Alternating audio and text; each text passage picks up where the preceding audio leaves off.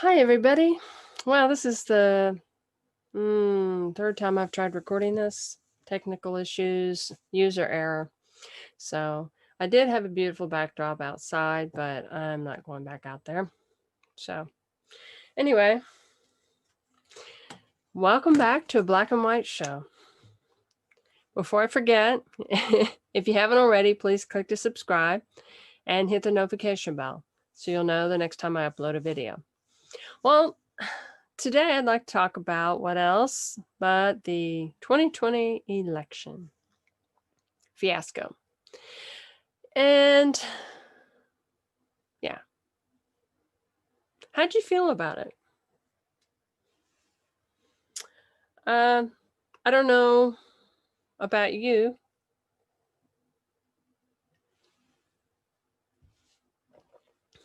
but I I was I was surprised because all of the news and everything was pushing everybody towards Trump, but then yet they elect Biden, at least at the time of this recording. Strange.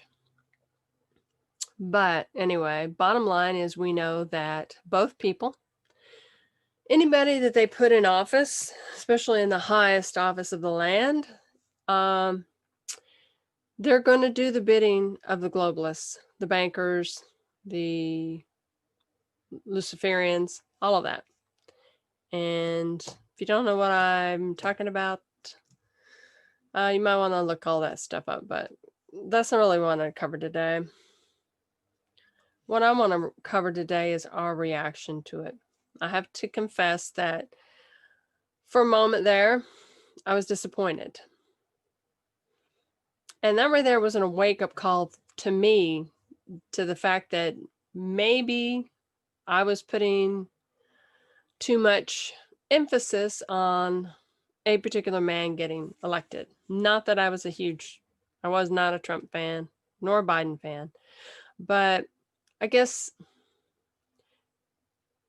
change can be hard. And I think that's really what it boiled down to for me anyway, is the idea that, okay, well, we knew what we had with Trump, but this new guy, even though he was VP for Obama for so long, still, and his senility, if it's real, yeah, who knows? So that was just God reminding me, hey, wait a minute.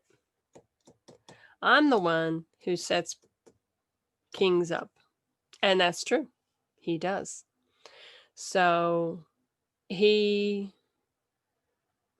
providentially put this man in office. I'd like to share a little bit with you. Let me get my screen set up. I didn't think about it, but I just now did. So hold on. Okay, I am in really great program. I did use eSword, but I like this one a little better. This is called The Word. So it's a free resource. But anyway, I wanted to look up, and silly me, I forgot to grab up Daniel, Old Testament. Okay. Daniel chapter 2. Nope. Book, not page. I'm not used to dealing with this quite yet. Okay, Daniel chapter 2. We're going to go down here to verse 21, but first I wanted to point out, let me move me up out of the way. Okay. This is King Nebuchadnezzar. He had a dream. Okay. And so the king asked his wise men for an interpretation, but he wouldn't give them the dream. What kind of an arrogant guy, right? But anyway, so they finally decide that Daniel, he's been known to interpret dreams. So all the wise men were destroyed. So the wise men were about to be killed, and they sought Daniel. So it's like, he's going to kill us for not knowing what he was dreaming about, right?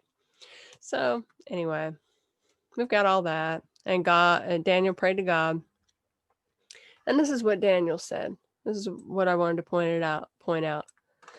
Okay, Daniel went to his house and made the matter known to Hananiah, Mishael, and Azariah, his companions, and told them to seek mercy from the God of heaven concerning this mystery, so that Daniel and his companions might not be destroyed with the rest of the wise men. Then the mystery was revealed to Daniel in a vision in the night. Then Daniel blessed the God of heaven. He answered and said, and this is where he said, "Blessed be the name of God forever and ever, to whom belong wisdom and might. He changes times and seasons. He removes kings and sets up kings. He gives wisdom to the wise and knowledge to those who have understanding. He reveals deep and hidden things. He knows what is in the darkness." That could be also read as into the future, right? "And the light dwells with him. To you, O God of my fathers, I give thanks and praise, for you have given me wisdom and might, and have now made known to me what we asked of you, for you have made known to us the king's matter." So Daniel didn't know if he and his friends were going to be murdered or killed by the king, but he put his trust in God, not in the king. And he reminds us here that it's God who changes times and seasons, removes kings, and sets up kings. So remember that we are in the hands of God. If we've placed our trust in Jesus, if he is our king, and if he is who we are following, he will give us perfect peace. Okay, here again in Isaiah 26:3. Oops. This is probably the best way to go here. Here it is. I told you I'm not really that familiar with this yet, but it's really cool. Okay. Isaiah says, "We have a strong city. He sets up salvation." Okay, here it is.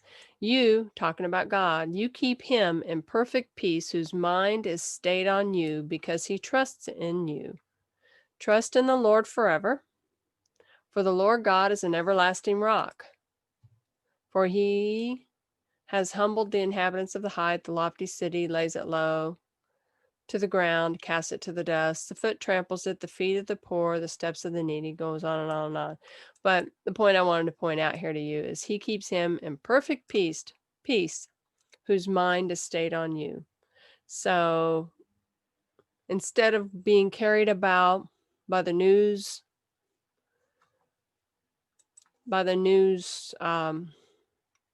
propagandists, keep your mind on God, keep your mind on him, and you'll be in perfect peace.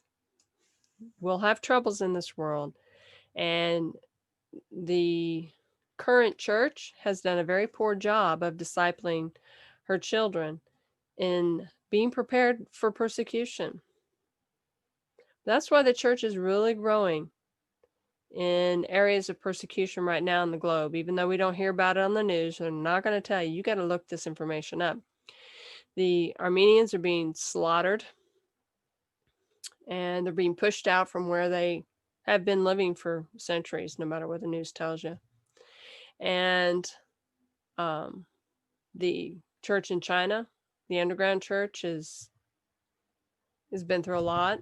And so, bottom line, there will be persecution. You get your mind around that. Now, if we individually will see persecution here in this country, I believe that's very possible. If not us, then our children.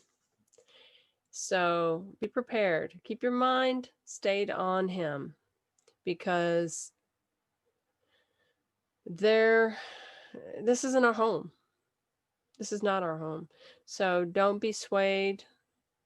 Stay in the word. Stay in prayer. Do God's will. Do your best to help others whenever opportunity arises. Do the will of God, because we are told that we're not to be hearers only, but to be doers. So God bless. And until next time, look up, your redemption draws nigh.